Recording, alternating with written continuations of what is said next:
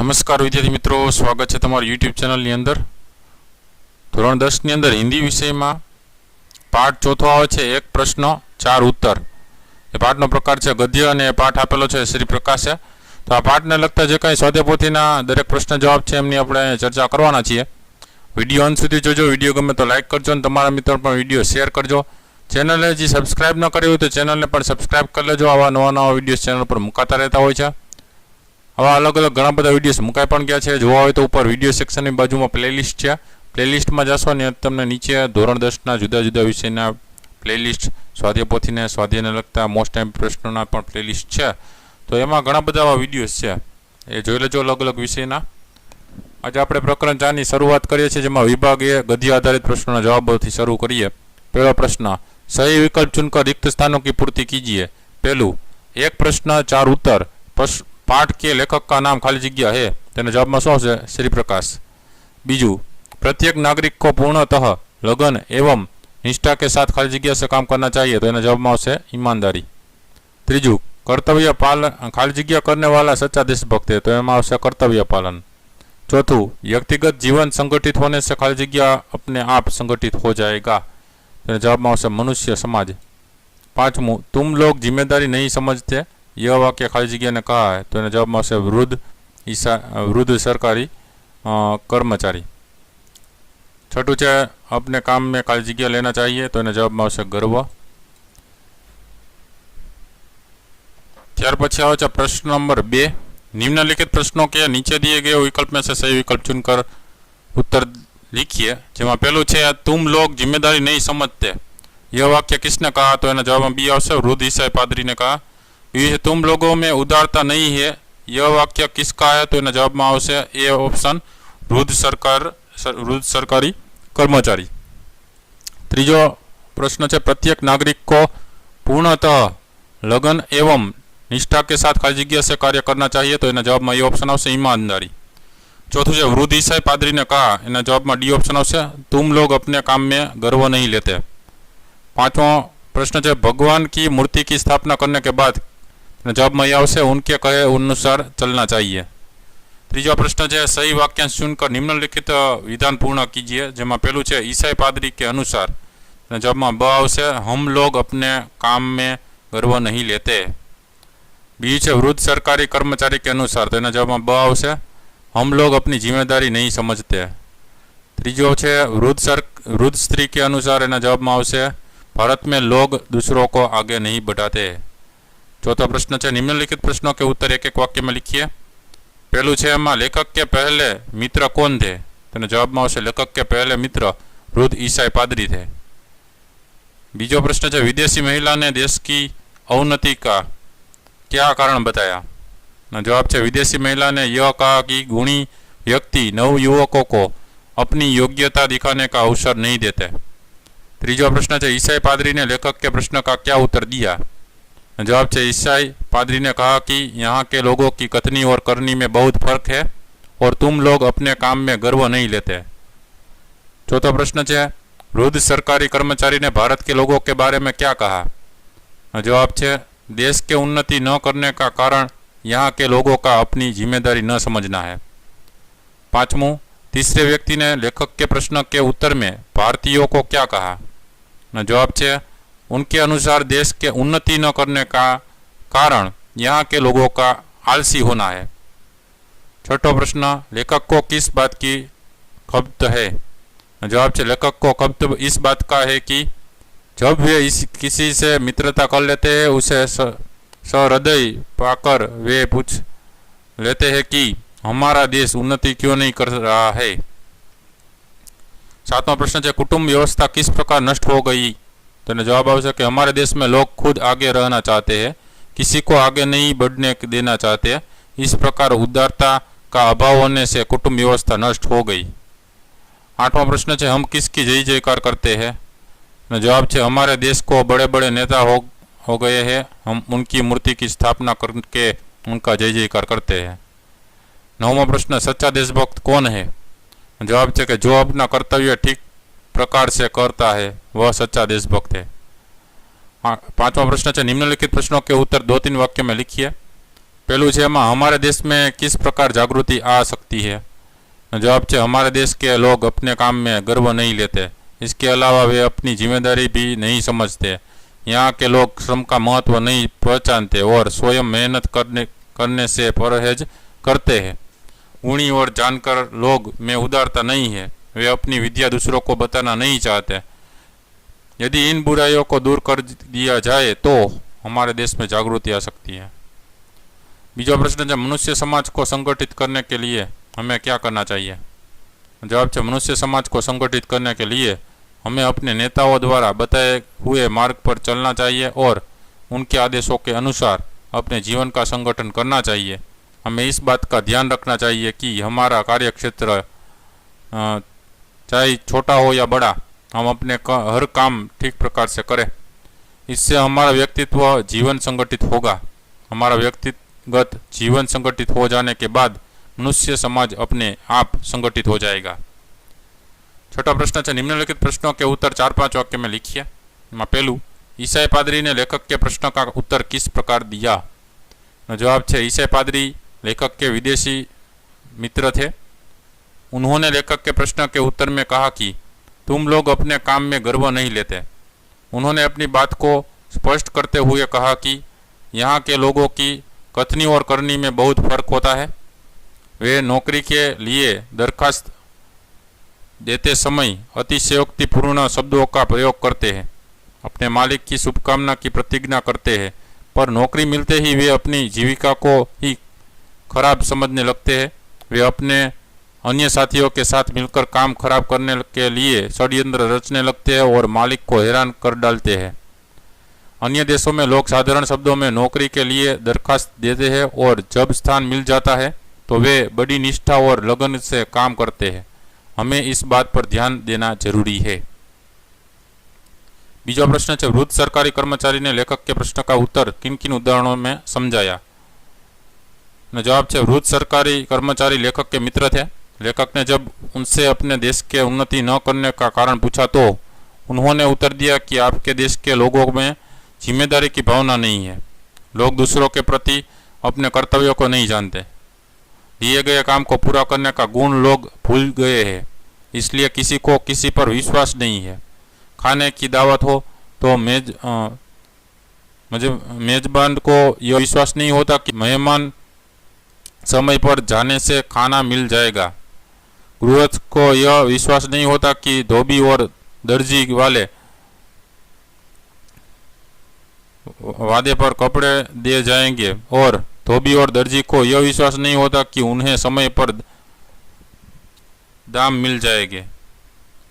रेलगाड़ी से यात्रा करने वाले को विश्वास नहीं होता कि पहले से बैठी यात्री उसे स्थान देंगे और पहले से बैठे यात्रियों को यह विश्वास नहीं होता कि आने वाला यात्री आने पर व्यर्थ का शोर नहीं मचाएगा। पैदल चलने वालों को यह विश्वास नहीं होता कि आगे चलने वाले व्यक्ति अपना छाता इस तरह खोलेगा कि छाते की नोक से उसकी आंख न फूट आएगी। आगे चलने वाले व्यक्ति को यह विश्वास नहीं होता कि पीछे वाला व्यक्ति उसे धक्का नहीं देगा।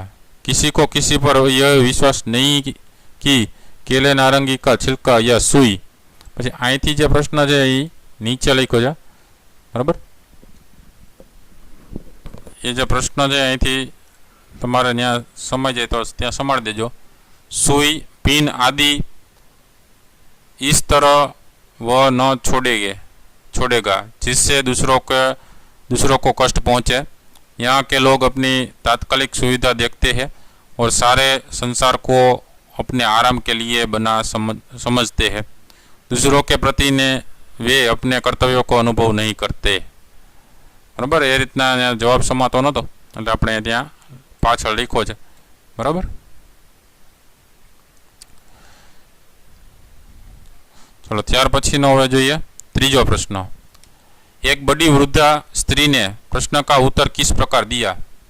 जवाब है कि एक बड़ी विदेशी महिला का लेखक के परिवार से बड़ा प्रेम था। उन्होंने अपने 40 वर्ष देश की विविध सेवाओं में लगा दिए थे और यहाँ के बारे में उनका अच्छा अनुभव था। लेखक के प्रश्न का उत्तर देते हुए उन्होंने कहा कि भारत के लोगों में उदारता नहीं है, इसलिए वे खुद ही आगे रहना चाहते हैं और दूसरों को आगे नहीं बढ़ाते। हमारे देश में अनेक गुणी नवयुवक है, वे इन नवयुवकों को अपनी योग्यता दिखाने का मौका नहीं देते। वे अपने गुण दूसरों को नहीं सिखाते और मरने के बाद उनका गुण व्यर्थ हो जाता है। यहाँ अंत तक पिता पुत्र को घर का काम नहीं बतलाता। इसके कारण अनेक कुटुंब नष्ट हो गए। देश में भी यही हालत है, बड़ा छोटों को काम नहीं सिखाता। इसका परिणाम यह हुआ है कि लोगों की प्रतिभा धरी की धरी रह जाती है और उसका उपयोग नहीं हो पाता। इस प्रकार अनेक आविष्कार, औषधियाँ और वैज्ञानिक लुप्त हो जाते हैं।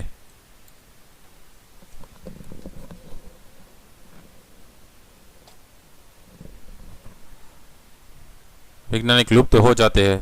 त्यारबाद प्रश्न नंबर 4, देश को कैसे नागरिकों की आवश्यकता है और क्यों? तो जवाब है, किसी भी देश की उन्नति उसके गुणी, परिश्रमी, निष्ठावान, जिम्मेदार, उदार तथा विवेकशील नागरिकों पर आधारित होती है। हमारे देश को ऐसे सच्चे और ईमानदार नागरिकों की आवश्यकता है जिनकी कथनी और करनी में अंतर न हो।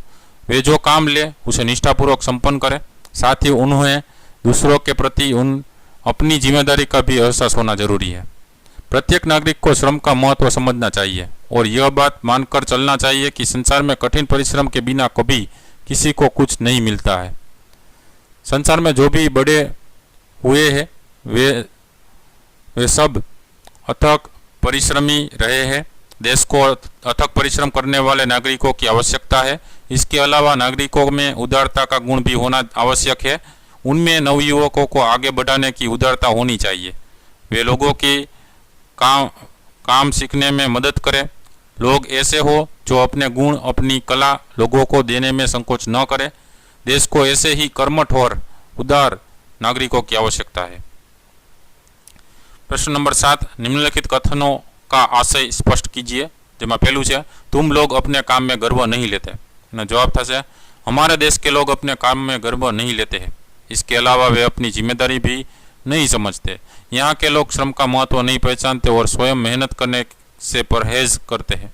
गुणी और जानकार लोगों में उदारता नहीं है। वे अपनी विद्या दूसरों को बताना नहीं चाहते। यदि इन बुराइयों को दूर कर दिया जाए तो हमारे देश में जागृति आ सकती है। बीजा प्रश्न है, तुम लोग जिम्मेदारी नहीं समझते। जवाब है, पूर्व सरकारी कर्मचारी के अनुसार अपनी जिम्मेदारी न समझने के कारण लोगों में अविश्वास की भावना घर कर गई है। किसी को यह विश्वास नहीं रह गया कि उसका काम समय पर होगा अथवा काम करने का उसे समय पर मेहनताना मिल पाएगा। किसी को किसी के व्यवहार के बारे में विश्वास नहीं है। हर व्यक्ति अपनी अपनी सुविधा देखता है। दूसरों के कष्ट की किसी को परवाह नहीं है। यह सब अपनी जिम्मेदारी न समझने का परिणाम है। तीजा प्रश्न है, तुम लोगों में उदारता नहीं है। जवाब था कि यहाँ उदारता शब्द का आशय किसी को आगे बढ़ने की देने, किसी को अपनी योग्यता दिखाने का मौका देने, किसी के विकास का मार्ग अवरुद्ध न करने, अपनी विशिष्ट विद्या अपने जीते जी दूसरों को दे जाने तथा जरूरतमंद को काम सिखाने आदि के बारे में उदार दृष्टिकोण रखने से है। हमारे देश के लोगों में यह उदारता नहीं होती। वे दूसरों के आगे नहीं बढ़ने देते, स्वयं ही आगे रहना चाहते हैं। गुणी नवयुवकों को अपनी योग्यता दिखाने का अवसर नहीं देते। वे अपनी विद्या भी किसी को नहीं सिखाते और वह उनके साथ ही खत्म हो जाती है। इससे देश और समाज का बड़ा नुकसान होता है और लोगों को उपयुक्त अवसर पाने से वंचित रह जाना पड़ता है। विभाग सी बात करिए व्याकरण आधारित प्रश्नों ना जवाबों। जेमा पहला प्रश्न है, निम्नलिखित शब्द समूह के लिए एक शब्द लिखिए। पहलू है, किसी बात के लिए व्यापक सामूहिक प्रयत्न। एना जवाब में आवशे आंदोलन। बीजू है, पत्नी के साथ, एने कहेवाय सपत्नीक पत्नीक। त्रीजु है, लड़की से चीजें बनाने वाला, एने कहेवाय बढ़ई। चौथुं है, जो विश्वास के योग्य न हो एने कहेवाय अविश्वसनीय। पांचमું है, हिसाब किताब लिखने की पुस्तक, एने कहेवाय बही। छठुं है, जितना जरूरी हो उतना, एने कहेवाय पर्याप्त। सातमुं है, जीने का साधन, एने कहेवाय जीविका। आठमुं है, ईसाई धर्म का पुरोहित, एने कहेवाय पादरी। नवमुं है, किसी व्यक्ति के विरुद्ध साजिश करना, एने कहेवाय षड्यंत्र। दसमुं है, पिता की माता, एने कहेवाय पितामही। प्रश्न बीजो है, निम्नलिखित संधि को छोड़िए। जेमां पहलू है व्याख्यान, तो वी वत्ता आख्यान। बीजू है पर्याप्त, तो परि वत्ता आप्त। ત્રીજું છે ઇત્યાદિ તો ઇતિ વત્તા આદિ, ચોથું છે ષડયંત્ર તો ષડ વત્તા યંત્ર, પાંચમું છે વ્યાકુલ તો વી વત્તા અકુલ, છઠ્ઠું છે સારાંશ તો સાર વત્તા અંશ, સાતમું છે દેશાંતર તો દેશ વત્તા અંતર, આઠમું છે નિરાશ્રય તો નિશ વત્તા આશ્રય. ત્રીજો પ્રશ્ન છે નિમ્નલિખિત સંધિકોટ જોડીએ. પહેલું છે ઉત વત્તા નતિ તો ઉન્નતિ, બીજું છે નિહ વત્તા ચિત્ત તો નિશ્ચિત, ત્રીજું છે કમલ વત્તા ઈશ તો કમલેશ, ચોથું છે અન્ન વત્તા અન્ન વત્તા અર્થ તો અનર્થ. ચોથો પ્રશ્ન છે निम्नलिखित मुहावरों के अर्थ देकर वाक्य में प्रयोग कीजिए. बराबर, तो एમાં જે વાક્ય પ્રયોગ કરવાના હોય બરાબર અલગ અલગ તમે જોઈ શકો છો કે સાથે વાક્ય પણ અર્થની યારે લખવાના હોય છે. તો જોઈએ એમાં પહેલું છે નાક મેં દમ કરના. એટલે શું થાય નાક મેં દમ કરના? એટલે बहुत परेशान करना. बराबर, શું થાય? बहुत परेशान करना. तो एमનું वाक्य શું થશે કે बच्चों ने दादी माँ की नाक में दम कर दिया. बीजू છે काया पलटना, मतलब था बहुत बड़ा परिवर्तन होना. वाक्य था सम्राट अशोक ने अपने नगर की काया पलट दी. त्रीजू है इति श्री समझना, मतलब अंत मान लेना. वाक्य था मोहन ने अपने कारोबार में आए बहुत बड़े नुकसान के कारण इति श्री मान मतलब समझ लिया. चौथो है ज्यो को त्यों पड़े रहना, एनो मतलब उन्नति न होना. तेनु वाक्य था आलसी लोग ज्यों के त्यों पड़े रहते हैं. ત્યારબાદ આવે છે પાંચમું ષડયंत्र रचना, मतलब बुरा करने के लिए प्रयत्न करना. वाक्य था दुश्मनों ने हमारे खिलाफ कई षडयंत्र रचे पर वे नाकामयाब हुए. पांचमो प्रश्न है निम्नलिखित शब्दों के विरोधी शब्द लिखिए. तो विरोधी शब्द જોઈએ ગૃહસ્થનું સન્યાસી, નોકરનું માલિક, વૃદ્ધનું યુવા, વ્યાકુલનું સ્થિર. છઠ્ઠો પ્રશ્ન નિમ્નલિખિત શબ્દો કે પર્યાયવાચી શબ્દ लिखिए. પર્યાયવાચી શબ્દ જોઈએ સંકોચનું શર્મ કે હિચક, બાધ્યનું વિવશ, સત્કારનું સન્માન, દાસતાનું ગુલામી, અપૃશ્યતનું અછૂત, स्वतःનું स्वयं अथवा तो अपने आप. प्रश्न सातमो निम्नलिखित शब्दों की भाववाचक संज्ञा लिखिए. तो भाववाचक संज्ञा જોઈએ अपनाનું अपनापन, योग्यનું योग्यता, ईमानदारનું ईमानदारी, उन्नतનું उन्नति, दासનું दासी, जिम्मेदारનું जिम्मेदारी, उदारનું उदारता, आवश्यकનું आवश्यकता, चाहनाનું चाह, मेजबानનું मेजबानी. प्रश्न आठमो निम्नलिखित शब्दों की कर्तुवाचक संज्ञा लिखिए. तो कर्तुवाचक संज्ञा જોઈએ प्रचारનું प्रचारण, लिखनाનું लेखक, ભૂલનાનું ભૂલક્કડ, ધોનાનું ધોબી, સીનાનું દરજી, મૂર્તિનું મૂર્તિકાર, દુકાનનું દુકાનદાર, સેવાનું સેવક, આંદોલનનું આંદોલનકારી, પ્રેમનું પ્રેમી, સ્થાપનાનું સ્થાપક, शिक्षाનું शिक्षक. नवमो प्रश्न निम्नलिखित शब्दों की विशेषण संज्ञा लिखिए. तो જોઈએ વિશેષણ સંજ્ઞા નિશ્ચયનું નિશ્ચિત, વ્યક્તિનું વ્યક્તિગત, સંગઠનનું સંગઠિત, ભારતનું ભારતીય, ધર્મનું ધાર્મિક, ગર્વનું ગર્વિત, દિનનું દૈનિક, हृदयનું हार्दिक. प्रश्न नंबर 10 निम्नलिखित समास को पहचानिए.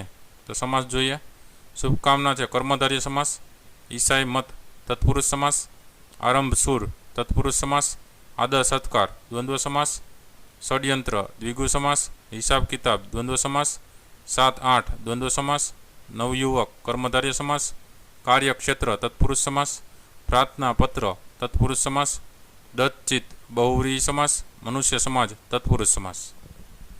विद्यार्थी मित्रों आ पाठने लगता दरेक नाना मोटा प्रश्नों जवाबों विडियो गम्यो हो तो लाइक करजो और तमारा मित्र पण विडियो शेर करजो एटले आ स्वाध्याय पोथीमांथी घणा बधा आवा जो प्रश्न जवाब छे आवनारी परीक्षा माटे उपयोगी थाय.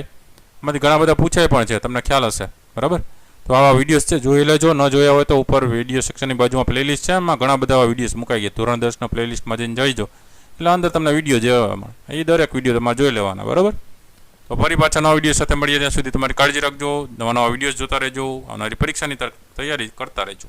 Thank you very much and take care.